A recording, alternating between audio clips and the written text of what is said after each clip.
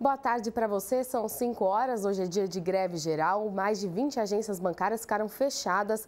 O transporte público funciona normalmente, mas tem uma manifestação programada para agora no fim da tarde e a gente vai atualizar a situação do trânsito. E veja também nesta edição dessa sexta-feira.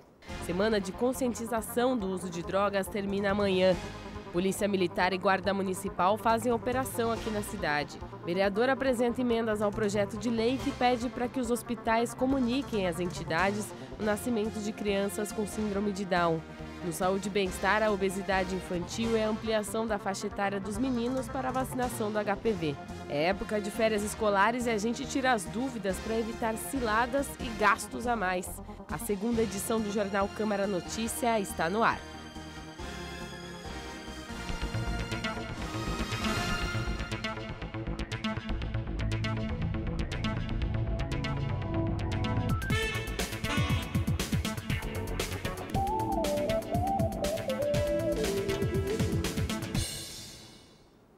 A greve geral convocada pelas centrais sindicais continua aqui em Campinas.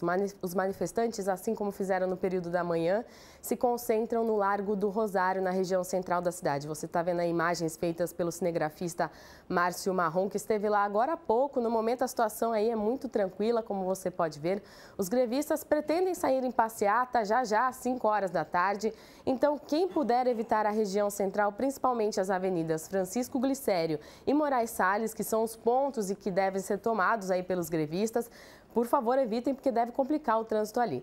Vamos a um balanço dos serviços nessas greves. Olha, 57 agências bancárias fecharam em toda a região de Campinas. Aqui na cidade, 27 no centro e 10 agências em 7 bairros.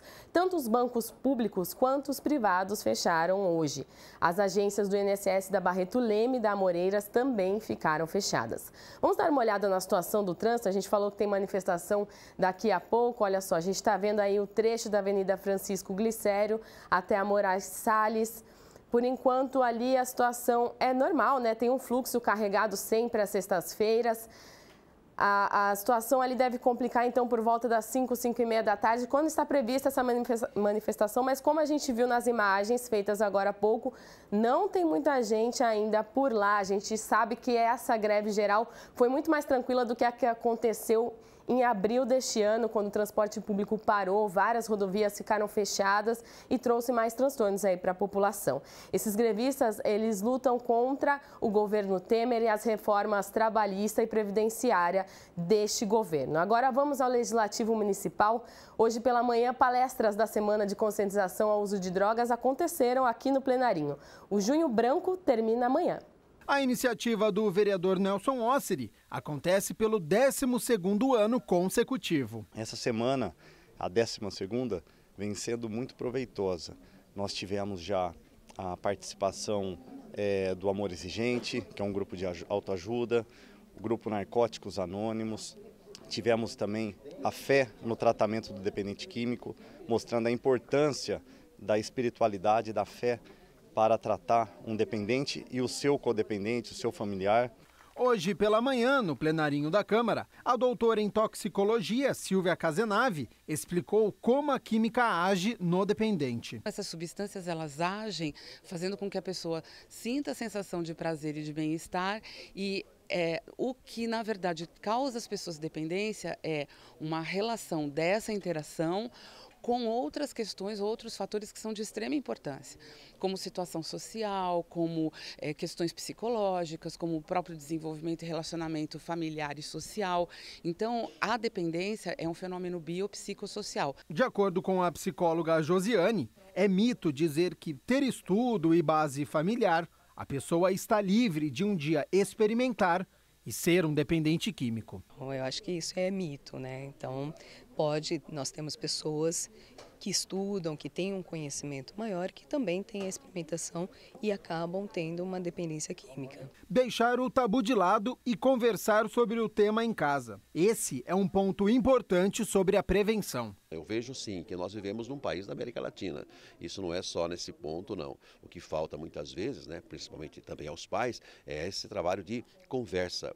de diálogo. Esses dias eu falava aqui com o nosso secretário de saúde, o Cármino, ele falou que aquela vacina HPV que é dada nas crianças, elas não estão sendo dadas porque as mães não permitem que sejam dadas às crianças, porque não quer falar sobre a sexualidade das crianças. Então, mais ou menos exatamente o que acontece aqui. Muitas vezes as famílias tentam fugir do problema e aí acaba se agravando. O Instituto Padre Haroldo Ram, em Campinas, já ajudou mais de 70 mil pessoas na recuperação e acolhimento residencial do dependente químico.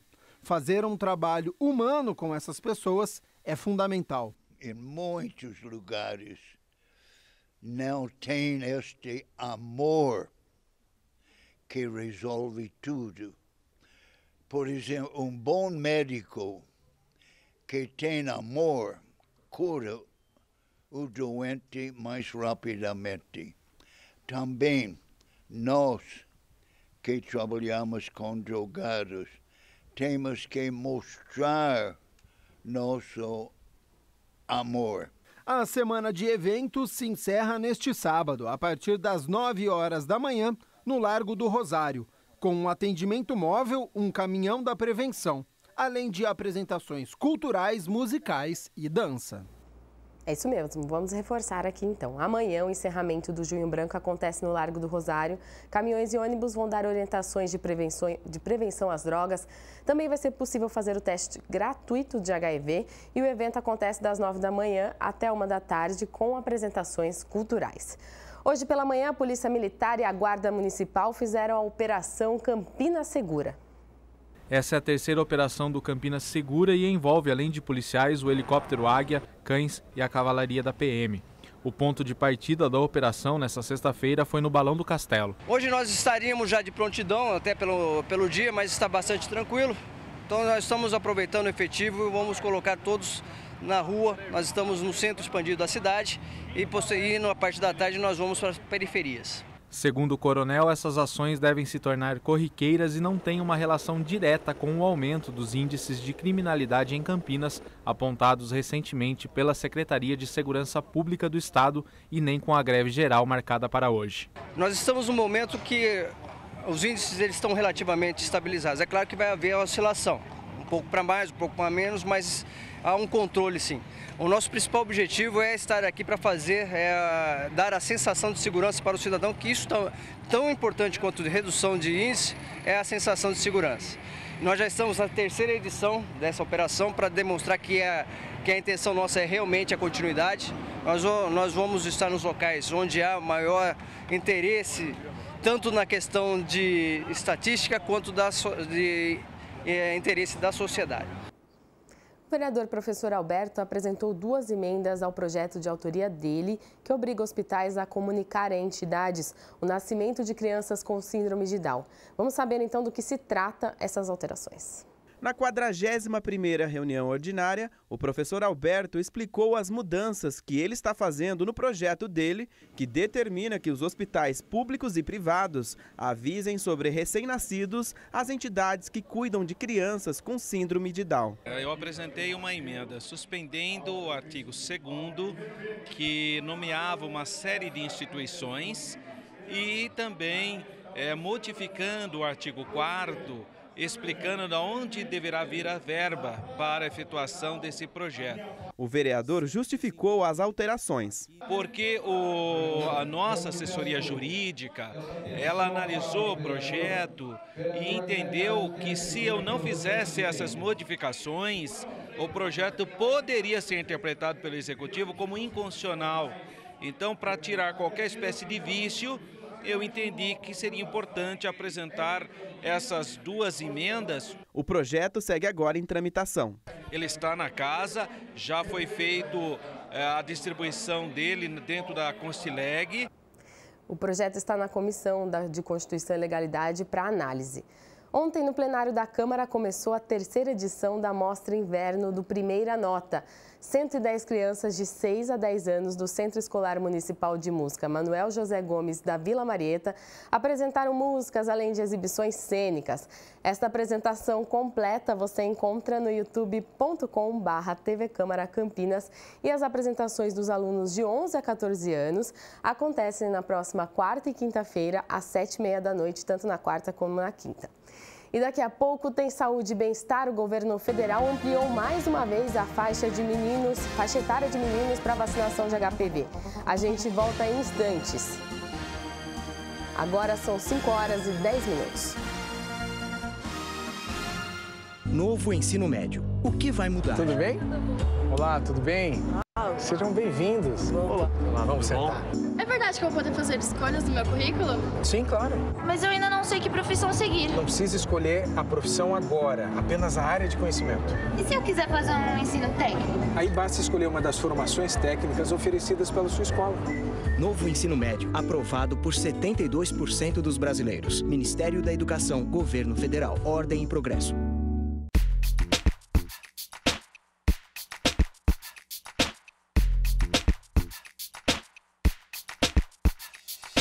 É muito importante isso porque nós temos aí uma queda no armazenamento de água nos reservatórios. Então será uma tendência na estiagem, é uma tendência, e as pessoas devem ter muito cuidado realmente no uso racional da água, porque representa uma grande preocupação. Um outro fator também que preocupa muito são quando as pessoas armazenam água na sua residência. Isso também traz um risco muito grande, principalmente como criadores de dengue. Então é muito importante que o uso racional ele seja utilizado e que as pessoas evitem ter armazenamento de águas durante a estiagem na sua residência.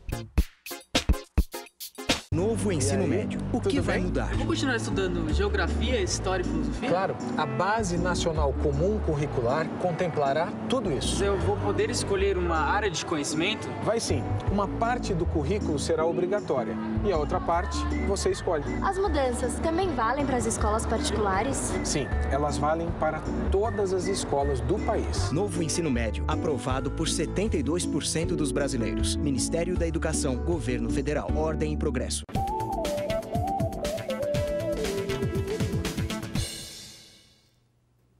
Voltamos com o jornal Câmara Notícia e esta semana foi publicado no Diário Oficial a Lei do Estatuto dos Animais. Nós vamos conhecer agora esta nova legislação no quadro Agora é Lei.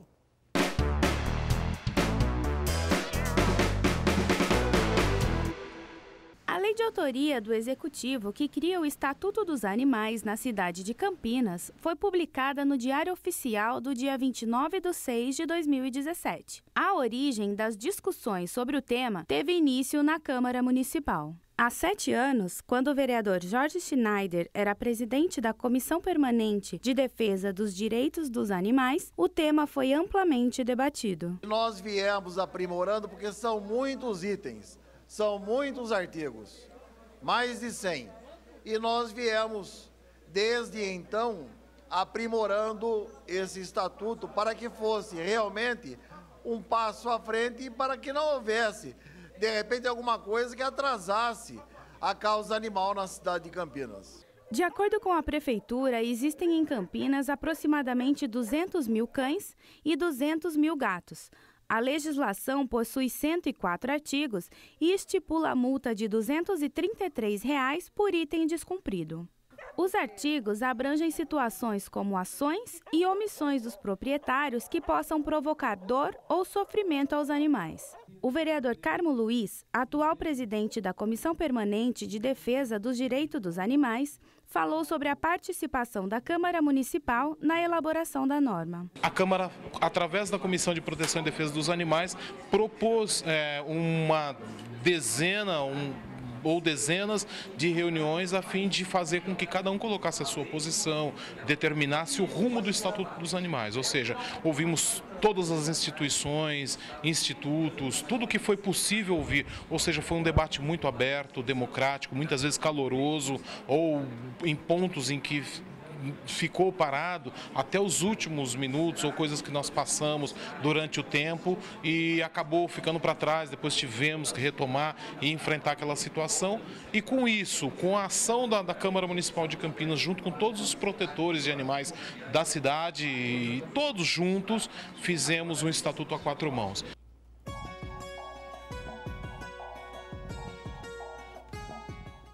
Olha só, o tempo deve ficar mais nublado no sábado e no domingo. Tá chegando uma frente fria aí. Pode até chover, mas as pancadas devem ser fracas. Então, vamos dar uma olhada nas temperaturas, como vai ficar. A mínima no sábado é de 12 graus e a máxima chega aos 24 graus. Já no domingão, mínima de 11 e máxima de 19 graus. Os dados são do CEPAGRE da Unicamp. Hora do Saúde e Bem-Estar e o governo federal ampliou mais uma vez a faixa etária de vacinação dos meninos para o HPV. Hoje no Saúde e Bem-Estar nós vamos falar sobre a vacinação contra o HPV para meninos. Lembra que no início deste ano o Ministério da Saúde liberou as vacinas para meninos de 12 a 13 anos? Muito bem, agora o governo está ampliando essa faixa etária.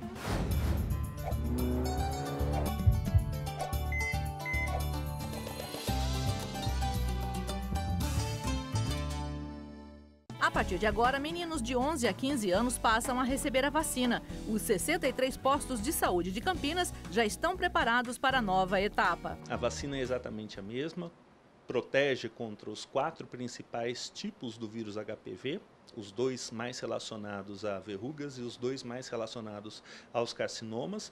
O número de doses é exatamente o mesmo, o esquema de vacinação é o mesmo, então é uma vacina exatamente semelhante àquela que vem sendo utilizada já há 2 anos para as meninas. O assunto agora é obesidade infantil. Apesar de todas as recomendações médicas, vem aumentando em todo o planeta. Um levantamento recente, com base nos dados da série Fardo Global das Doenças, aponta que em 2015, mais de 2 bilhões de pessoas estavam com sobrepeso. Aqui no Brasil, a prevalência da obesidade entre jovens e crianças subiu de 2,3% em 1980 para 8,6% em 2015. Já o sobrepeso saltou de 8,8% para 16,5%. Conversamos com a Érica Blaskov, nutricionista do Colégio Progresso aqui em Campinas, para tentar entender os motivos que levam a esse aumento da obesidade infantil. Cada vez mais a gente está se habituando a comer industrializados, a gente abre mais pacotes do que descasca mais alimentos, né? A falta de tempo muitas vezes da família em preparar o lanche, a comodidade, o sabor, o nosso paladar adaptado a muito açúcar, muito sal, muito condimento. E isso reflete, porque cada vez mais quando a gente come esses industrializados e alimentos com muitos aditivos, normalmente o teor calórico é muito maior, a quantidade de gordura é maior, muito açúcar, e isso certamente reflete no peso e na saúde. A falta de atividade física também contribui. A gente anda mais de carro, faz menos exercício, estuda mais, estuda muitas vezes idiomas, coisas importantes, mas deixa de lado a atividade física, e o sedentarismo é também um grande responsável por esse aumento da obesidade. Que orientações você dá aos pais para evitarem que os filhos se tornem obesos?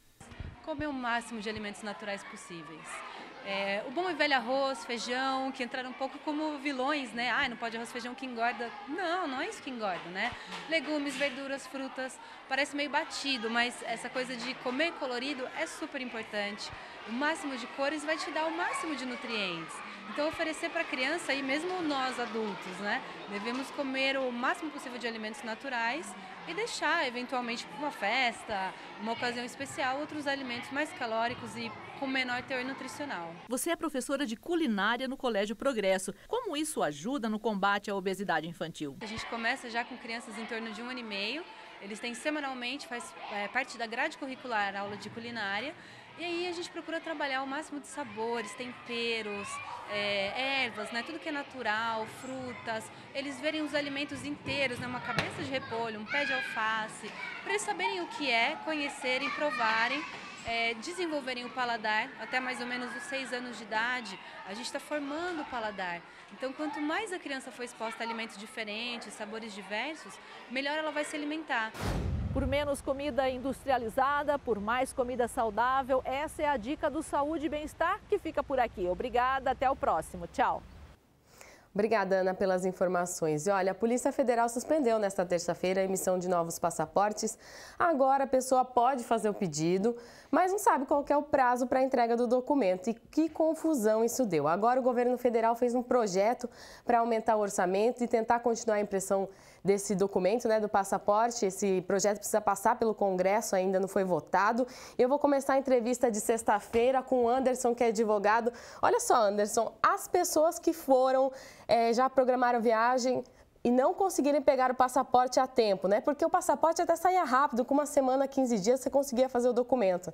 E essas pessoas aí, como é que ficam agora? Elas vão poder falar com as companhias aéreas, com os hotéis e remarcar isso sem muito prejuízo? Boa tarde, seja muito bem-vindo ao Jornal Câmara Notícia. Muito boa tarde, é sempre uma satisfação estar aqui.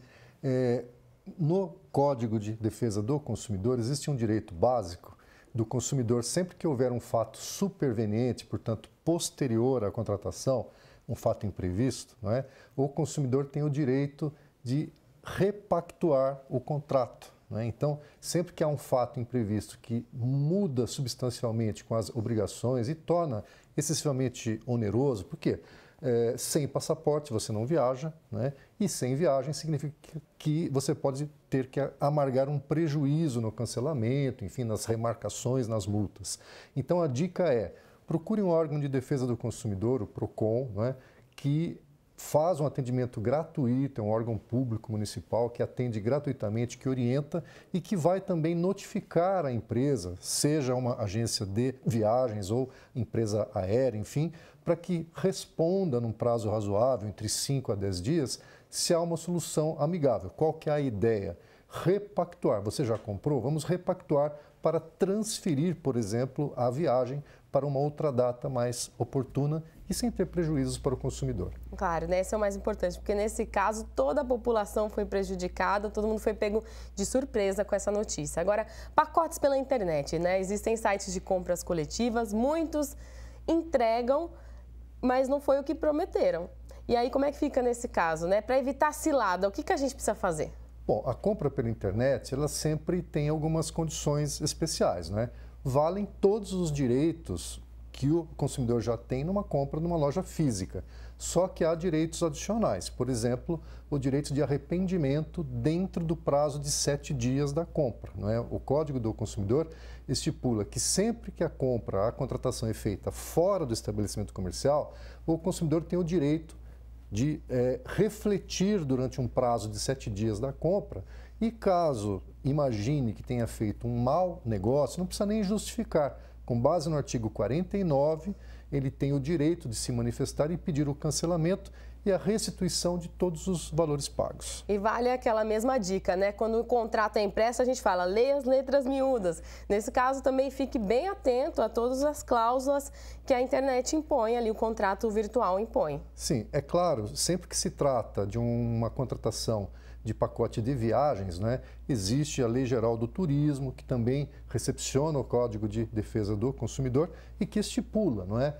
Toda contratação tem de haver um contrato estipulando as condições gerais, data de embarque, a forma de pagamento, a hospedagem, as condições de uso, enfim, tudo isso tem que ser explicado no contrato.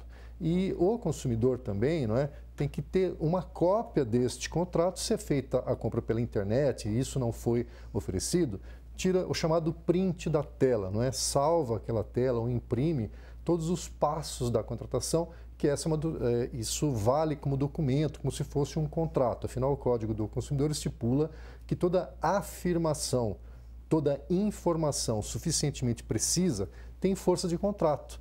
Então, sempre que você está contratando, seja numa loja física, seja pela internet, não é? É importante ter cópias daqueles documentos, das afirmações que foram feitas no site, que isso, em caso de dúvida posteriormente, o consumidor pode se socorrer como se fosse um contrato escrito.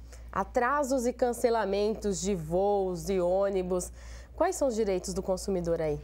Bom, nós temos uma mescla entre Código de Defesa do Consumidor e Código Civil. Primeiramente, no Código Civil é estipulado que o contrato de transporte pressupõe que não só o passageiro, como a sua bagagem, serão entregues no local de destino de forma íntegra, não é? Então, daí decorre o quê? Existem alguns direitos, por exemplo, em caso de atraso e caso ocorra algum extravio, algum dano ao consumidor durante este percurso, ou antes, ou até mesmo depois. Então, qual que é a dica? No caso de passagens aéreas, não é? Existem regras definidas pela ANAC, Agência Nacional de Aviação Civil, que comportam o chamado direito de assistência. No que consiste este direito? Digamos que há um atraso no embarque. Até 1 hora de atraso, o consumidor tem o direito de ter comunicação gratuita, acesso à linha telefônica e a uma rede de internet para que possa se comunicar com seus familiares. A partir de 2 horas, além da questão da comunicação, também agrega o direito de alimentação. Se a empresa aérea não te fornece, guarde os recibos, todos os comprovantes de despesas com alimentação que tenham ocorrido a partir de 2 horas de atraso.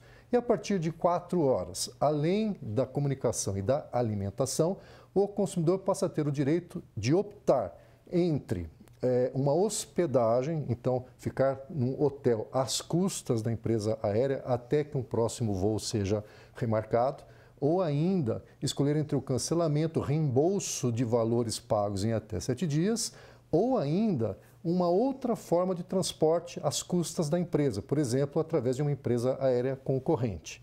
Questões de bagagens, né? Em voos internacionais, o Supremo Tribunal Federal decidiu recentemente que a indenização máxima não pode superar o que é estipulado nos tratados internacionais sobre a matéria, Tratado de Varsóvia e de Montreal. Indenização máxima de 1.200 euros, em torno de R$ 4.500, R$ 4.600. Então, se você for transportar na sua bagagem aquela que é despachada, né? Bagagem de mão, até 10 quilos você leva junto. Mas aquela bagagem despachada, se você for transportar dentro da sua mala algo que tem um valor superior a R$ 4.500, a dica é relatar no balcão da empresa aérea que produtos são esses. Tem muitas pessoas que viajam de férias e levam, por exemplo, equipamentos de mergulho, são equipamentos caros. Vocês que são da imprensa, mesmo a trabalho, geralmente levam câmeras de vídeo, câmeras fotográficas, microfones, são produtos caros, né? Então, sempre que for despachar na bagagem produtos de alto valor que superem R$ 4.500, a dica é relate na companhia aérea que produtos são esses, diga o valor, se possível, apresente a nota fiscal, enfim, para comprovar, porque caso ocorra qualquer extravio, a empresa vai ser obrigada a ressarcir acima dos 4.500 estipulado em tratado internacional.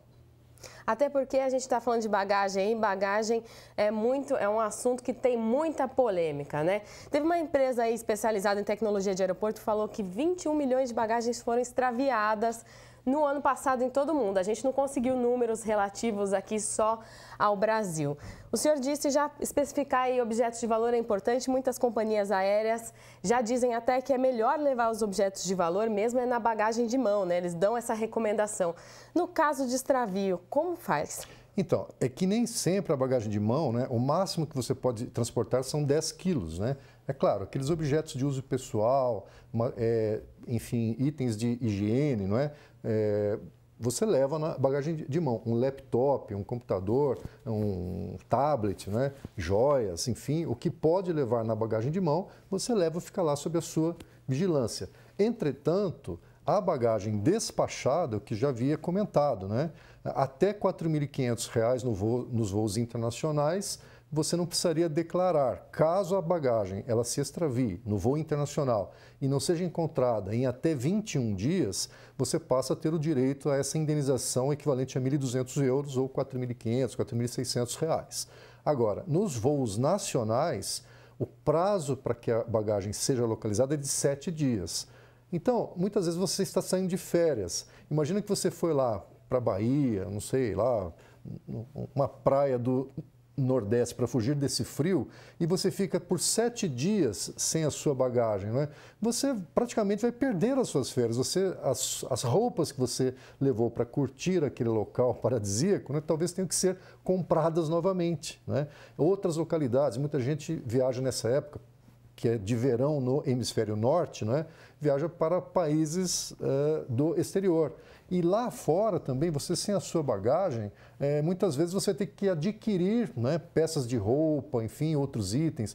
Alguns casos até envolvem remédios, né, materiais enfim, que são de uso constante. Então, essas despesas, não vai perder a viagem, não vai se desesperar por conta disso.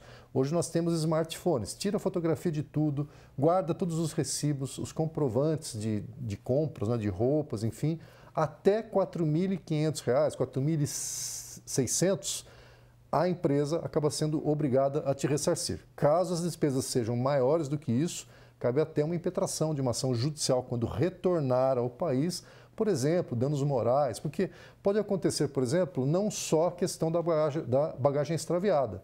Às vezes acontece da sua reserva do hotel não ter sido confirmada, né? Você chega na portaria do hotel e descobre que não foi feita reserva nenhuma e que você tem que pagar valores adicionais.